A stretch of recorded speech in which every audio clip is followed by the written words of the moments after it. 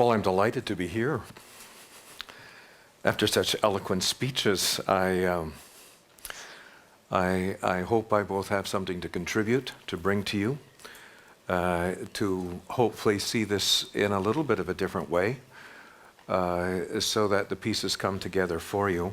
A special welcome to those that are representing the educational community, the Ministry of Education, the National Ombudsman for Children. Honored to be here and invited.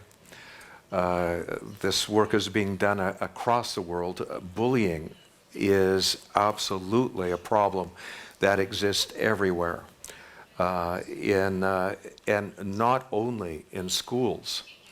It exists in religion. It exists in the family. It exists from parents to children, from children to parents. It exists among monkeys. It exists among elephants. It exists with dogs. It is a problem that all mammals do have, regardless of how their society is organized, whether it is authoritarian, whether it is a democracy, and quite apart from any values. So I would speak to this in a more systemic way, in this, that this is a human problem, a mammalian problem, a problem of mammals, and a problem that goes deep into instinct and emotion. And I hope I can make sense of bullies to you.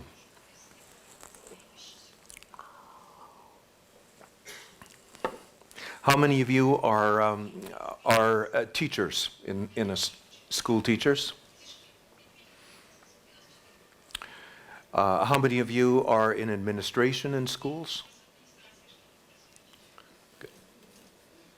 How many of you are parents? Now, I won't ask how many of you have been bullied.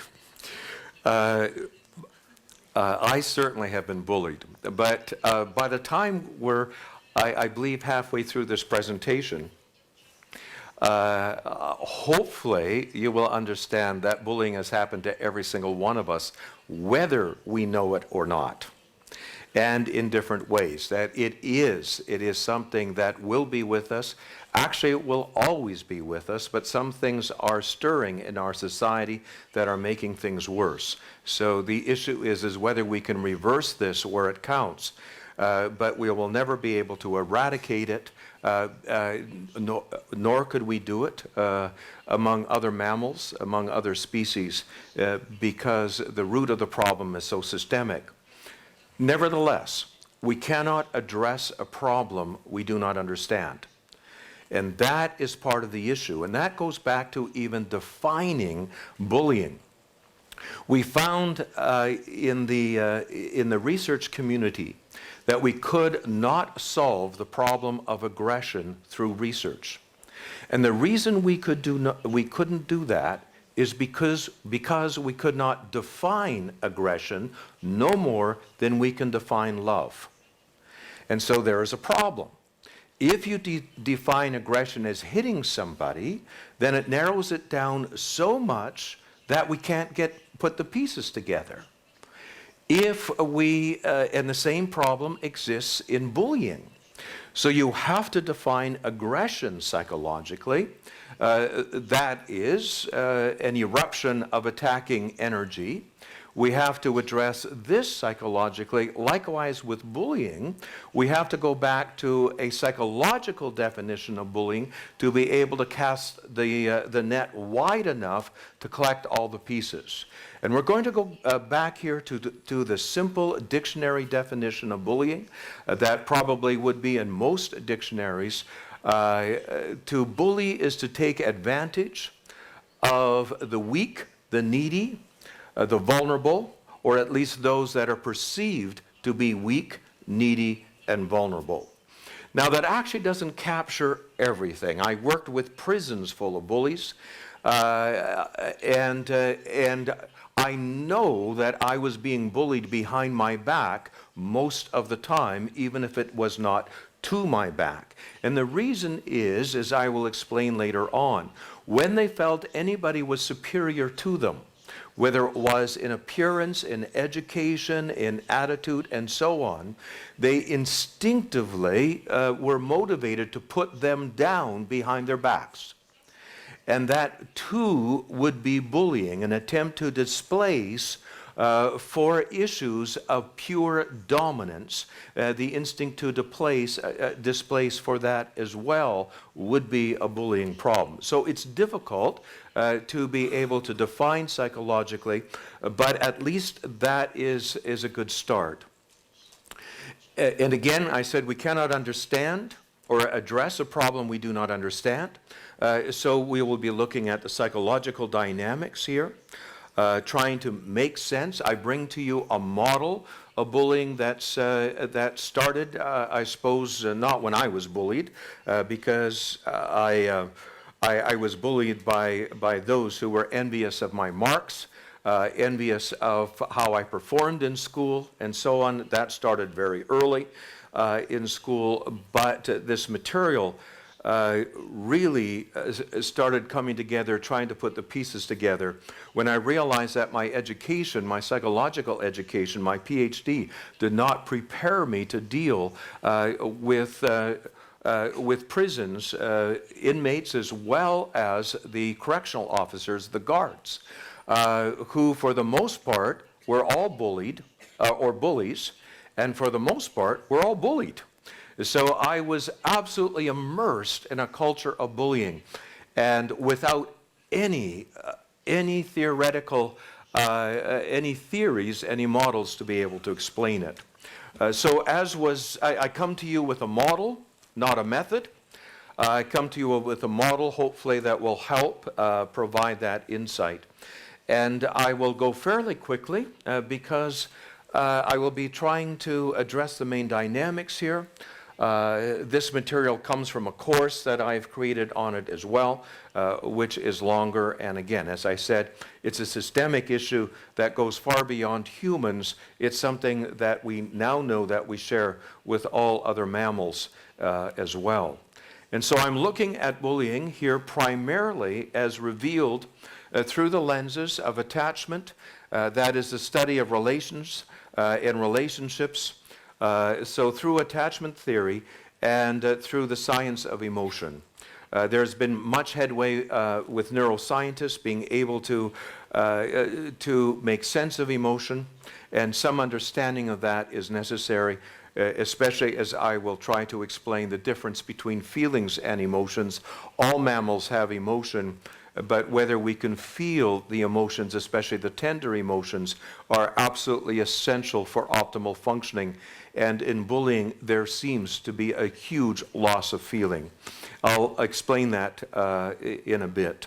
The four prevailing explanations, I just introduced them here.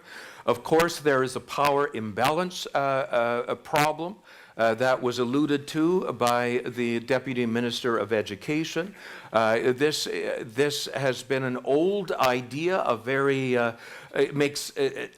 the idea makes sense because usually bullying is only a problem where there's a power differential. If there's a professor and a student, and that the professor is intimidating the student, but the student can't disclose it because it would compromise their marks.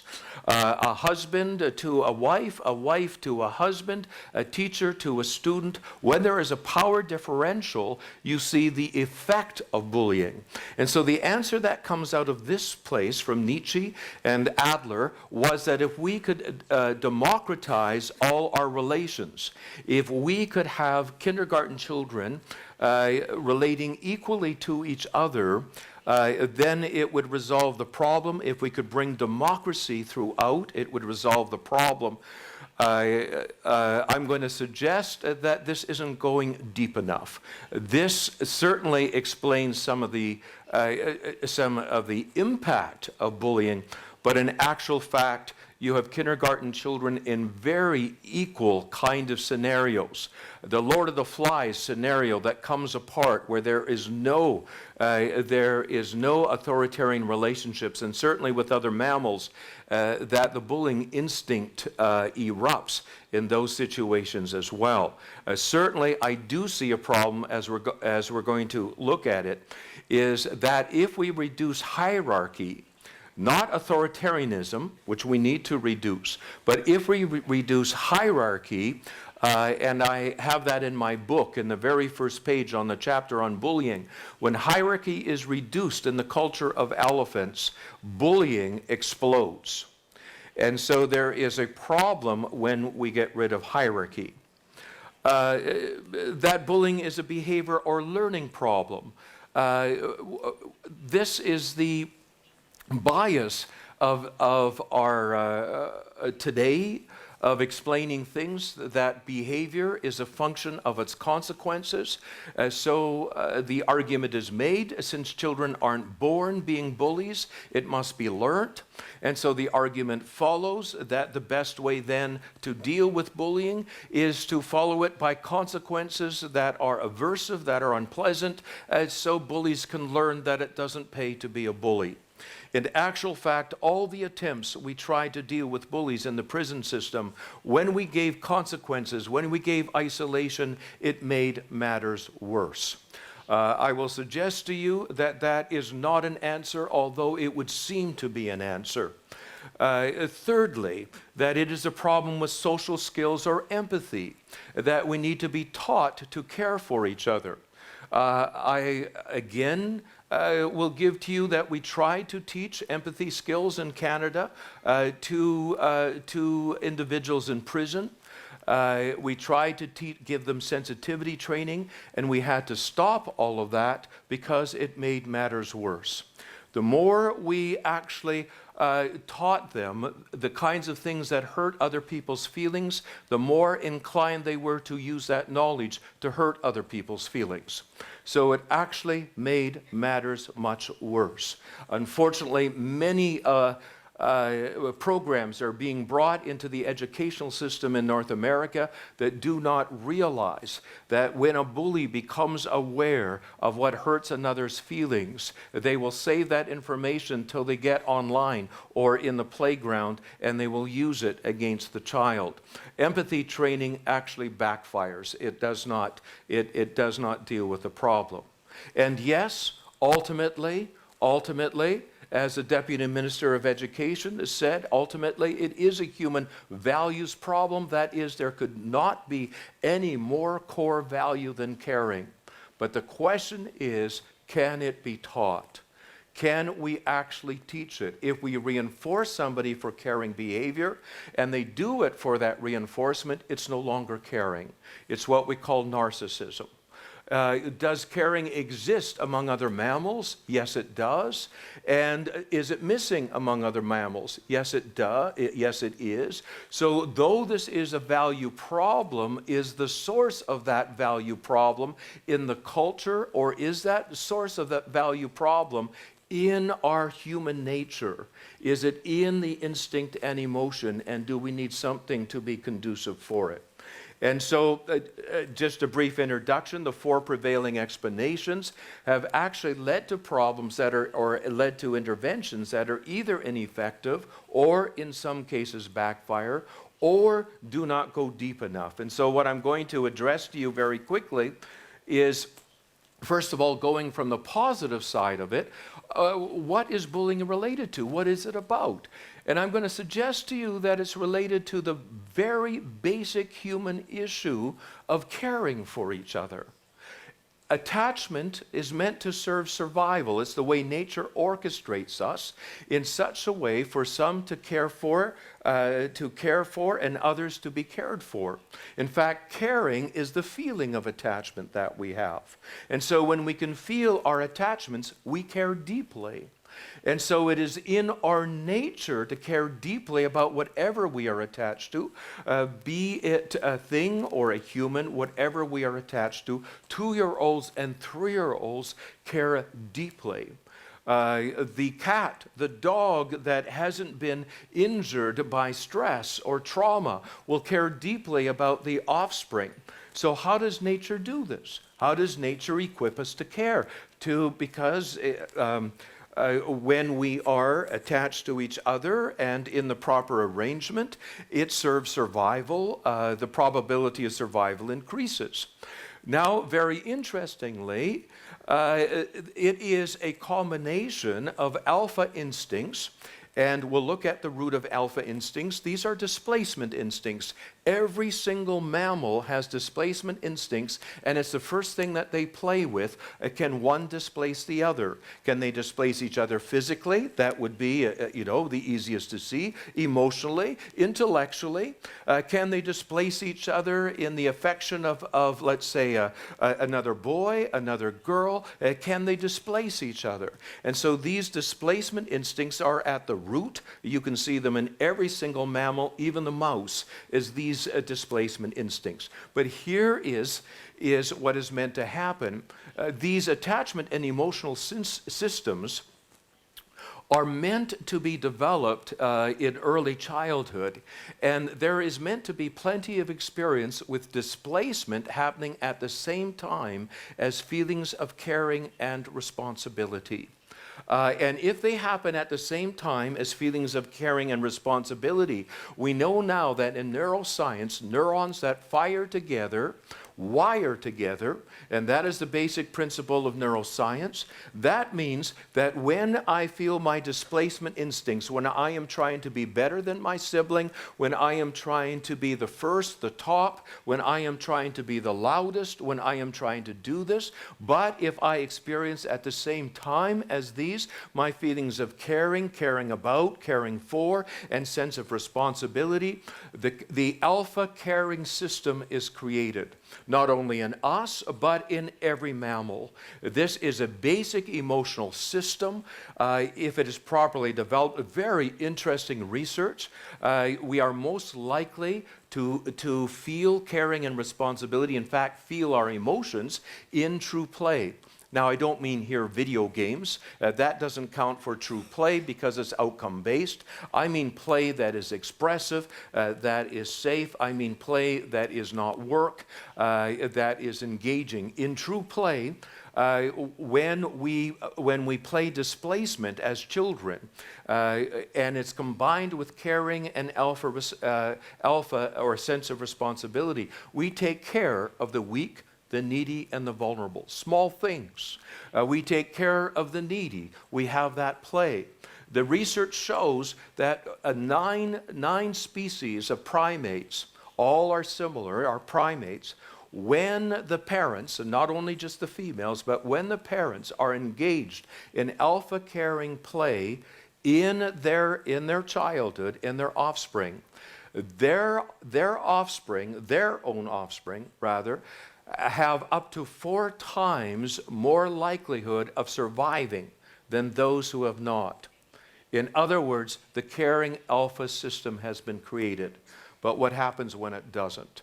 And it seems that that is exactly what we need to look at. The preparation for parenthood, teaching, helping professions, and true leadership is in the creation, the development of the caring provider system.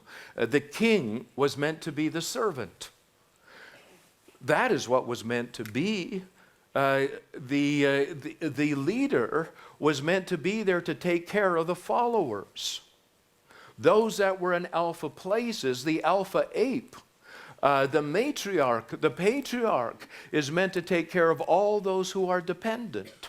That is the whole nature of it. It is hierarchical. The problem is not hierarchical. The problem is that you should not see alpha displacement instincts without a show of caring and responsibility. If that was true, our world would be a different place. That is what is meant to be, not raw displacement. That is what gives wars and aggression, not raw displacement, but displacement with caring and providing. The raw displacement instincts, as I said, are the same for all mammals. To displace or resist being displaced physically, emotionally, and psychologically, to take over, to take charge, to take the lead, to be first, number one, to be on top, to take center stage. You can see some world leaders that this is their character. This is how they would be expressed. And of course, those who have strong displacement instincts are likely to try to get to the top. And if so, they have the abilities, they will move there. The issue is not displacement itself. The issue, of course, is whether or not the caring alpha system has been developed, whether it is in a monkey, an elephant, an ape, or a human. And this means the DNA of caring, the essence of caring, is this displacement, this caring and responsibility. They're woven together so that when I come to take charge for my child, my grandchild, when I come to care for my wife and I move to take charge and so on, it is combined with caring and responsibility. That is, survival is based upon this. But here is the problem.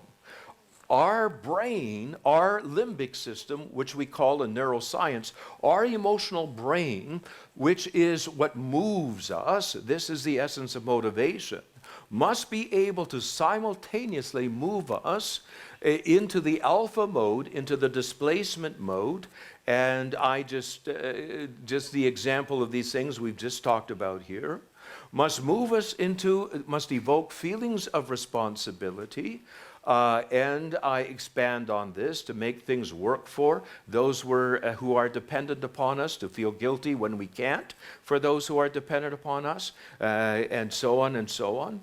And evoke feelings of caring, that we can feel those feelings, to be concerned about, to help, to bear the burdens of, to give assistance to meet the needs of, to provide what is needed. The problem is these bottom two feelings are deeply vulnerable. Our feelings can get hurt. Many people lose those feelings if they have trauma and stress. In fact, we've now learned that the formula for stress is more emotion but less feeling. And so those who have experienced trauma, those where it's not been safe to depend, those who have been involved in histories where feelings have got hurt, where it's not safe to feel, they're losing their feelings. When I did my straw research with the adolescents in the prison system, they had 80% less feeling than those on the outside of prison. You would hear them say, I don't care, doesn't matter, whatever. You didn't hear them saying, I'm sorry, it was my fault, I apologize. So there were no evidences of feelings of responsibility and no evidences of feelings of caring. Now, when you are defended against your feelings, you don't get hurt anymore. And that is a place where you can perform better. And so we don't recognize this in our society because we're not actually looking at the level of feeling. Now it's shifting. Almost all the systems in the world are going to the importance of emotional health and well-being. And this is where our future lies. Our future lies in being able to support the emotional health and well-being. Well, what does this mean? It means that our children, our adolescents, our adults would feel their tender feelings. But if you feel your tender feelings, this is where vulnerability lies. But this is the issue. If these feelings are lost, and many of the kids that I worked with, all the bullies that I've worked with, whether they're adults or children, the problem is they had become defended against depending. They become stuck in the alpha mode. We could call it an alpha complex. They always had to come out on top, always had to be first. So they were stuck in an alpha mode because they were defended against depending. Why? Because it was not safe to depend. It was not safe to depend. to depend. You look at some of those in the top leadership position today, it was not safe for them to depend in their childhood. We look at the dictators, the big bullies of the past, Saddam Hussein and Hitler, it was not safe for them to depend. So when you get to the bullies we all know about, they were defended against depending, and this is the thing that they all have in common. Not their ideology, it was their experience of not safe to depend, and they could not feel their caring or responsibility. Their hearts were hard, if you want to use a intuitive language in the English language. They did not have soft hearts. Why? It was not safe to feel. It was not safe to feel. That combination is the recipe for the bully instinct and syndrome. It is that combination. Now, if you're very intellectual, your bullying will be intellectual. If you're very emotional, your bullying will be emotional. If you're very physical, your bullying will be physical. It will be, if you're very psychological, you will attack the dignity of others. That's why I say every single one of us has been bullied, whether we know it or not, because bullying takes many forms and many, many manifestations. And so I call this problem alpha awry. That is, there's nothing wrong with alpha. We mustn't throw out alpha. There is nothing wrong with alpha. Hierarchy is absolutely essential. That's how nature orchestrates us. You can take 5-year-olds and you put them together in kindergarten, and you say, well, if we put them around a round table and we have them practice relating to their equals, they will develop egalitarian values. On the contrary, as soon as 4-year-olds and 5-year-olds attach to each other, they play instincts and games of displacement. They play teacher and student, parent and child. They play pet and master, slave and master. Do you follow me? All the natural games of children and mammals are all displacement games. They are not games of equality. They are displacement games. And so it is not the hierarchy that is a problem. It is when it is not joined with the caring. It is not joined with a sense of responsibility. So the bully instinct here is born. When this is the recipe for the bully instinct, it is natural. The bully is only being true to their own instincts. All the bullies I ever met think those who don't bully are dumb. They're stupid. Because you have to bully somebody else before they bully you. It's self-evident to them. And all of the attempt to correct their attitudes, I have never seen a correction take place. You actually have to address it deeper in instinct and emotion. Their instinct is, whenever they see the opportunity to assert dominance by exploiting vulnerability instead of by taking care of, they do it.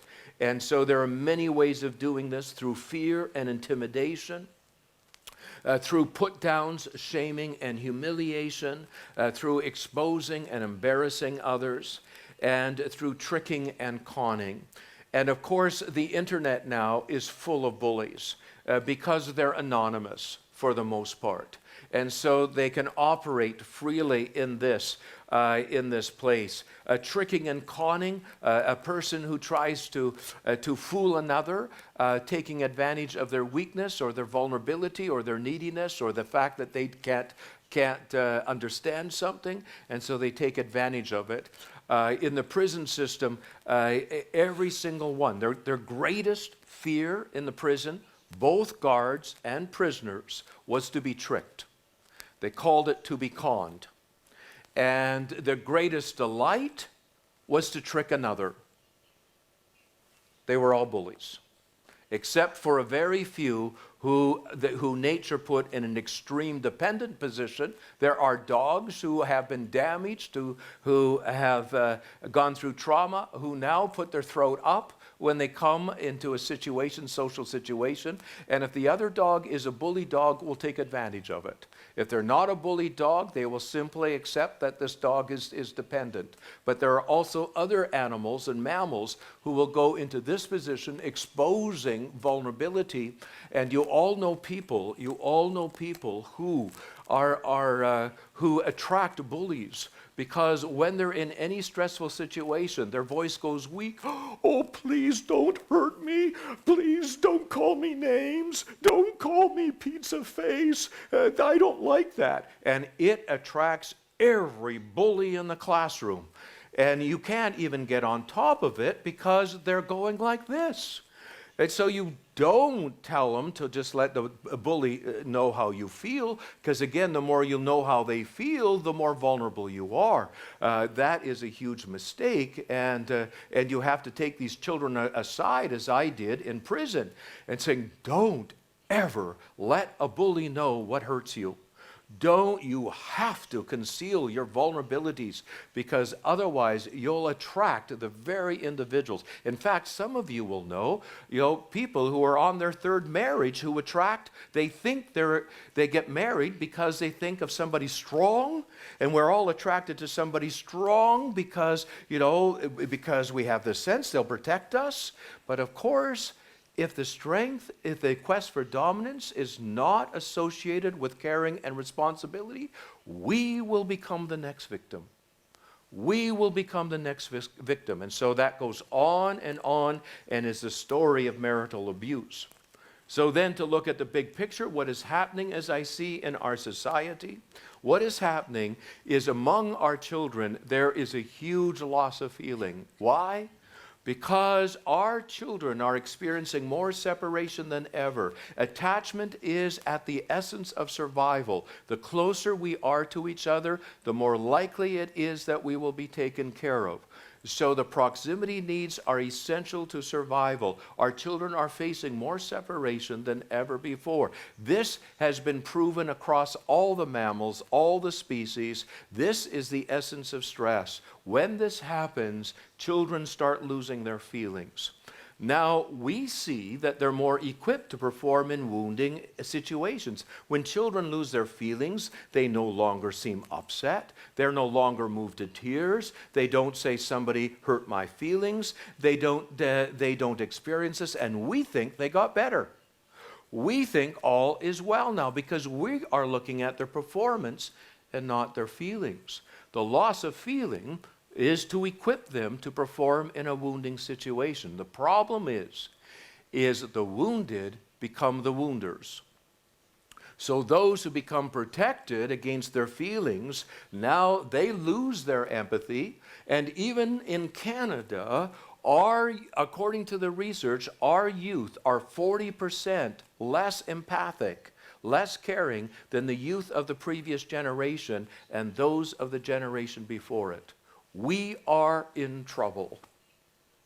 Our children are losing their empathy, and you can't teach people to be empathic. This is a result of a loss of feeling. And when they lose their feeling, more children get hurt. More children get hurt, and this starts ramping up in a classroom. Oh my goodness, in a school. You see it ramping up. There's a few bullies in the classroom. Children are getting hurt.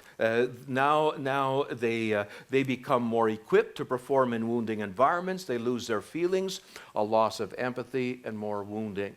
And then this starts spinning off all the problems that have loss of feeling at their core. Stuckness, immaturity, arrested immaturity, alarm problems, that is at least the agitation-based problems, the adrenaline-based problems, cutting oneself, burning oneself, aggression problems, including suicide problems, drug taking, because we take drugs to escape our feelings. Of course, bullying I have in red here because it's the issue here today. But this isn't just about bullies. Boredom is escalating around the world, and post-traumatic stress disorder is when we can actually tell when the feelings disappeared. And so these are the things, all of these diagnoses are escalating, not only in North America, but they're escalating in other countries as well. And there are three things that seem to be feeding this. Children have never experienced more separation in their life from those that are meant to take care of them. They're no longer attached to their teachers as they were in times past, no longer in extended families as they were in times past. And then my book is about peer orientation. When children, when parents and teachers are replaced and grandparents are replaced by children's peers. And so they start revolving around their peers. Of course, this we think is normal development because we're already in the third generation. But there's no proof that this happened before 60 years ago. So this is new for us. This is absolutely new for our human society. And the problem is the more children revolve around each other, the more they matter to each other, the more they get hurt. It sets them up to get hurt, the less they can feel. So this is escalating. 5-year-olds who attach to each other now can be deeply hurt by each other.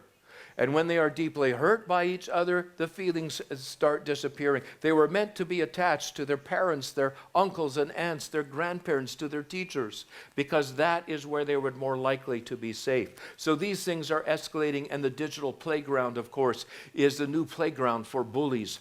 And so that escalates. The Facebook itself is incredibly hurtful. It starts just off with not being liked, and it just continues on and on and on. And it is a place where you cannot afford to feel. And when bullies don't feel, because polarity or attachment is polarized, there is a positive, which you see here, and I won't go through the list. There is positive polarity, but it's very vulnerable. A bully doesn't go around saying, I really like you. I'm glad that I've got we're sitting at the same table and I can eat with you because I enjoy being with you.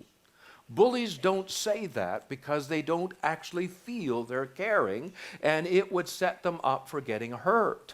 What bullies do is they're sitting with you and they make fun of a third person. Look at the way she walks. Oh, she's an idiot. And all of these kinds of things in which they will poke fun and they will look at. And so what they do is they displace through negative attachment energy. And when you have 3 or 4 in a classroom, that energy starts taking, it is so wounding for children. And children begin to lose the ability for their soft feelings. They can't say, I miss my grandma today. She was sick in the hospital and I really like my teacher. They can't say these things because they would be made fun of if they did. And so the bullies soon become to rule through their negative energy. And so the bully syndrome is, if you put all the pieces together, is there a personality that begins to take form? A syndrome is simply a cluster of traits that occur together. Well, yes, there is, and I could write a book on this slide alone. I could write a book about the famous bullies in history, the current bullies we have leading our world right now, and 5-year-olds who are already bullies. They have 12 things in common. All the things that emanate from this particular dynamic. Is it their true personality? No, absolutely no. This is not genetic. It is not genetic. It is not their true personality. But once the bully syndrome exists, it is so distracting, so powerful that we don't get to see the person underneath the syndrome. We don't get to see the person they truly are. Can it be reversed? Absolutely. I have seen psychopath bullies, 17, 18, 19 years of age, when they get their feelings back, when relationship has restored, when they feel taken care of, I see them absolutely melt in this, and all of these things go away. Do I know that that could happen for 40-year-olds and 50-year-olds? I don't know. I don't know. Theoretically, yes. Theoretically, yes, but they would have to be interested in changing themselves. I don't believe we'll ever get a pill to soften the heart. I don't believe there ever will be. If you look at all the pills we have, they're to escape our feelings, not to come to our feelings. Of the 10,000 pills and more that have been invented, there aren't any to make us more vulnerable. There aren't any to make us more mature. There aren't any to make us more caring. I don't think we'll get there through prescriptions. I don't believe that is the answer. So what is happening to our children? What do I believe is happening to our children? Many are losing their attachments with the adults who care for them and teach them, revolving around their peers instead. That is universal. That is happening everywhere. And when that happens, the peer orientation becomes a bully factory. Many are evolving into alpha children. We have an epidemic of alpha children in North America. Children who appear bossy, prescriptive. They are confused with being independent. They're not independent. They are alpha children. And alpha children are a nightmare to parent because they do not depend. And we have many parents in North America who are putting their children and revolving around their children, loving, caring parents who are giving rise to narcissistic bullies. Because you can't do this. You have to take your alpha place. You have to displace. You have to be full of strength to inspire their dependence. But you must give them the experience of it being safe to depend, that you are caring for them, that you are providing for them. Only when you do this can their dependency needs be met. But we are failing as adults to take our rightful place as teachers. We are failing as grandparents to take our rightful place in our grandchildren's lives. They need us. They need us to take our rightful place so that we can take care of them. Many are in a flight from vulnerability. They're getting their feelings hurt, and so they're losing their feelings that would render them fully human and humane. So what is happening in our society? Well, I'm not a sociologist. I'm not an anthropologist. I am a psychologist. And so allow me just to take some guesses here. Now I'm slightly out of my field, but nevertheless, I'd like to speak to this. These are my hypotheses. We are losing the customs and the scripts that foster and preserve healthy child-adult attachments. In fact, most of our programs for bullying works on the relationships between children. That is where the problem exists. The solution is between children and the adults responsible for them. It's actually hierarchical. Our schools have drifted outside of our children's villages of attachment. By village of attachment, I mean when children are attached to their teachers. We spent a year in southern France, in Provence, in the village system. And my goodness, what we experience is these schools have been around for thousands of years, it seemed, at least 1,000 years. And the children were all attached to their teachers. That made all the difference in the world. Because it was there, the children were orbiting around their teachers. Their teachers could orchestrate their behavior like a maestro or a conductor or an orchestrate leader could absolutely do this because all of them were revolving around the teacher responsible for them, the matriarch, the patriarch in the family, the grandparents, and so on. Our schools have drifted outside because being a teacher has become a role first rather than a relationship first. And no mammal, not one mammal that we know of outside of our species, all of their learning, everything in their brain is equipped, and we know that true as humans too, is we learn best from those to whom we are attached to. And so that is true across all mammals, not just humans.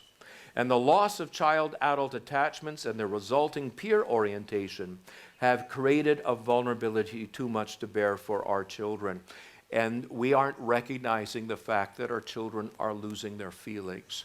if we recognize that, if suddenly we recognize, oh my goodness, our child no longer is enthusiastic, feels their curiosity, is no longer full of caring, is no longer full of remorse when bad things happen, it no longer can be moved to feel sadness when up against disappointment. And that's the canary feeling, really, the canary in the coal mine. I don't know if you have that analogy in Ukrainian from Donetsk, do you? Coal mines? They have canaries in the coal mines so that they can tell if it's toxic because the canary is the first to die. The first feeling to go is from a child to be able to move from mad to sad, to feel feelings of sadness when something doesn't work. When that sadness disappears, in the prison system, I would ask, when is the last time you've had your sadness about a loss, a grief, something you lost, and it would be 10 years, 12 years, I don't remember, since I was a baby. And that is the feeling that goes missing, first of all, in a child, that no longer are they spontaneously moved to tears of sadness when something doesn't work in their life. And then then they start to stop saying, I'm scared. Instead, they say, something else, but they don't actually admit to their alarm. And then you start recognizing they're no longer, the caring is missing, and the responsibility is missing, and we have a bully in the making. Please remind me here the time parameters. I have 10 minutes? When was it?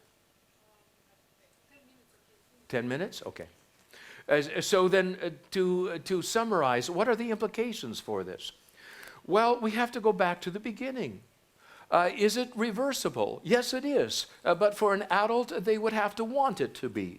There won't be a magic bullet. There won't be something we can give them that will do the job and erase the bully instinct. They would need to be willing to feel. They would need to be willing to depend. But with children, is it possible? Yes, because there we can provide the conditions that are conducive. With children, you can reverse this even at 4, 5 years of age, 15, 16 years of age. You can do this. But we have to go back to the beginning. And this is where most approaches today do not go. I use this tip of the iceberg analogy, that bully behavior is the tip of the iceberg. Underneath is an attachment problem. That is an alpha child who has lost their feelings of caring and responsibility. So we have an alpha child who has lost their feelings.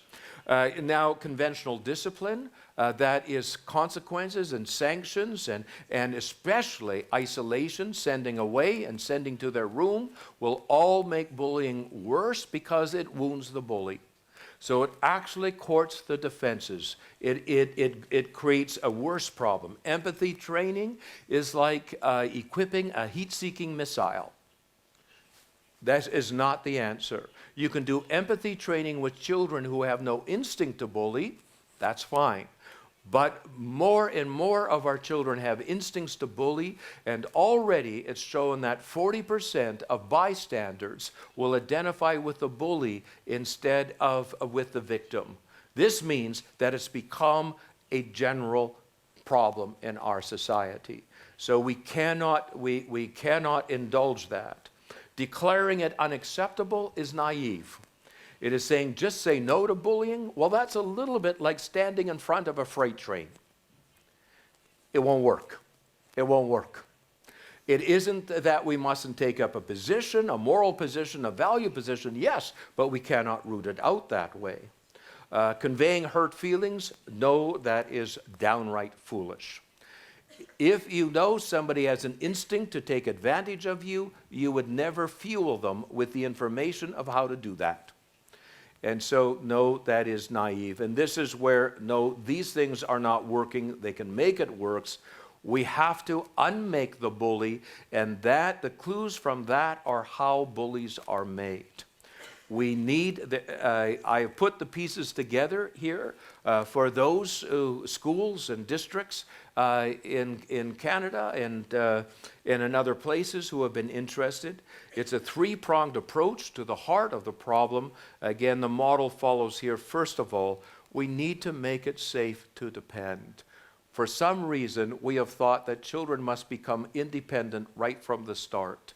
This myth has been going on far too long. It started in Britain in the 1960s, and it spread through thinking it was enlightened. No, no, there's a reason children need to depend in order to be taken care of. We need to inspire the dependence, make it safe to depend. Almost all discipline procedures today exploit a child's dependency. They are dependent upon us for approval. We withhold it until they are good. They are dependent upon us for proximity, the deepest need of all, and we withdraw that invitation, send them away from us until they promise to behave. These things actually make it unsafe to depend, and they harden the heart. We must find a way of dealing with problems and must find a way of managing our children that does not actually make it unsafe to depend upon us. Every single one of us should be asking our question, do I handle myself in such a way that my children, my grandchildren, are safe to depend upon me? Do I handle myself in a way that my dependents, my students, are safe to depend upon me?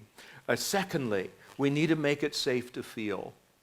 We need to make it safe to feel. And the answer to this is, again, in relationship. If it's a safe relationship, children can find a place of safety where they're taken care of. But when children get their feelings back, their caring comes back. They care and they assume responsibility. They care for each other. And secondly, we need to provide for legitimate expression of alpha instincts. There's all kinds of legitimate expression of alpha instincts that are involved in taking care of each other. We can organize hierarchically our schools. We mistakenly put them at the same age in the same grade. We can't reverse this now, but this was a mistake. This never existed prior to our civilization. It never existed in this way, and no other species are organized this way. Our hunter and gatherer tribes weren't organized this way. No traditional cultures were organized this way. However, we can't reverse that. What we can do is we can take those who are in grade 5 and pair them up with those that are in grade 2, those that are in their last years of school with those that are in their first year, those who have strengths with those who have weaknesses. The whole thing is hierarchical, and when it is hierarchical and when children are not threatened in this, the amount of caring that comes out is phenomenal. And so it's restoring this. In Canada, we had a couple of programs that we had that made huge difference in the bullying in a school. One was called Knitting the Generations, where the grandparents would come in from grandparents who were in the inner city in care homes. They would come to visit the schools in the inner city with troubled children, and they would spend 1 hour just teaching knitting, and of course bringing cookies and treats for the children. And that seemed to have a remarkable effect without doing anything else, because they were bringing in caring hierarchy. And soon the children attached to this. And the other program they had was called actually empathy training. It's a wrong name for it, but it brought in the babies. If there was a staff member in school who was having a baby, a parent, they would bring in the babies. And of course, babies are wonderful. They just show, oh, please take care of me, please take care of me. And it just, how can you resist? And even the biggest bullies were beginning, can I hold, can I take care of, and so on. And it was bringing out their alpha in the right place. So the answer is hierarchy. It is hierarchy, but legitimate expression for this. Let me just expand very quickly on this before we close. To foster and cultivate connections with caring alpha adults, that is, make it safe to depend, who can answer the bully's dependency needs. I learned that even the most hardened criminals in the prison needed to feel taken care of by me. Sometimes I couldn't think of anything else but to bring them their favorite dessert. And you would see their eyes open up and they couldn't believe it. You mean you will take care of me? And I would try to act in a way that was true to make it safe to depend. And if that was there, the whole demeanor would change. But I, like you, For me, bullying is heinous. It is offensive. It is alienating. I can hardly abide it when I see bullying behavior. And that is the challenge, to see beyond it. You need insight to see the roots of it, where it came from, that no one is a true bully from, at the beginning. This is something that happened to them. Establish a caring dominance without putting the bully down. Using play and humor to diffuse. If you have a bully in your class, you have to use humor with caring dominance. So the bully always has to have the last word. You can see them muttering to others, "Oh, that stupid teacher," or whatever it is. You can say, "Oh, I see, Nathan, you need to have the last word. Why don't you have it now?" With a little bit of a smile on your face. And now you've trumped them trying to trump others, so you're in charge.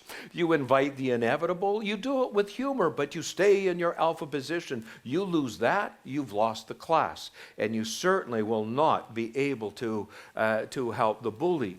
Arrange scenarios where the bully must depend upon the caring alpha adult. One of the most successful programs among young offenders that was showcased in one of our public television programs in the United States was the fact that where you raged for bullies to have to go into the wilderness with one person they needed to depend upon. And when they depended upon them for company, for food, for orientation, it fundamentally changed their personality. There are all kinds of things. I only speak to some examples. There are many things that could be developed. The second thing, make it safe to feel. Make it safe to feel. Reduce wounding and thus the need for defenses if possible. Reduce peer interaction. You do that in a school and all of a sudden children get their feelings back. Reduce separation-based discipline, shaming and put-downs, harsh criticism and character judgments, aversive consequences. One feels like doing this to the bully, but it only makes matters worse. Shield the bully with a safe emotional connection to a caring adult.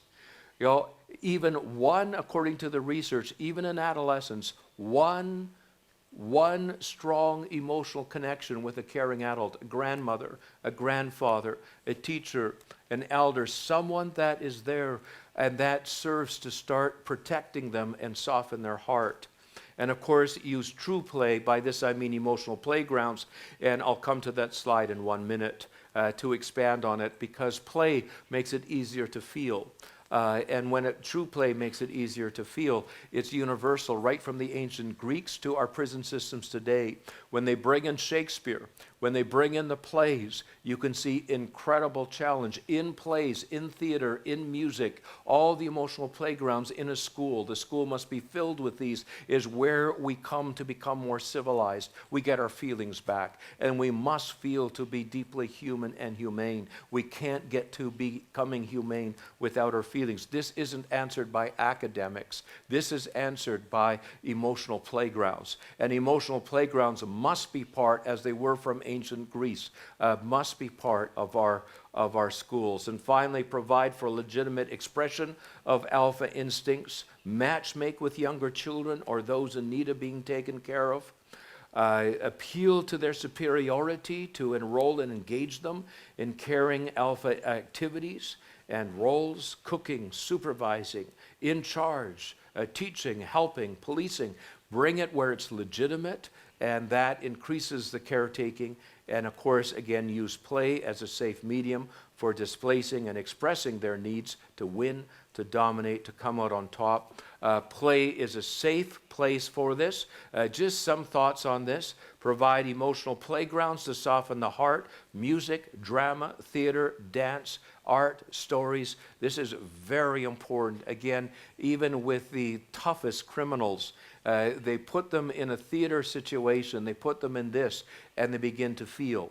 And so this is remarkable in terms of humans, and that's why the play was invented in the first place, according to the philosophers Plato, Aristotle, and Socrates in ancient Greece.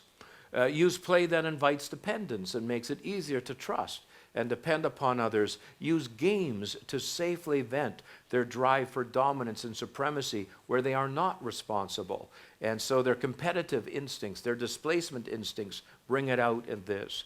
and use playful interaction to invite the inevitable, to stay in charge, to not lose your own alpha, to have to come out on top, do it without insult. Use drama and theater to draw them into acting out caring alpha characters and assume caring alpha roles, and use playful activities to appoint into leadership and caring dominance.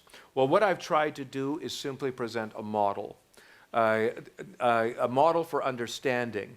I'm absolutely convinced that unless we actually can understand the problem, understand the bully from inside out, our programs will not be effective.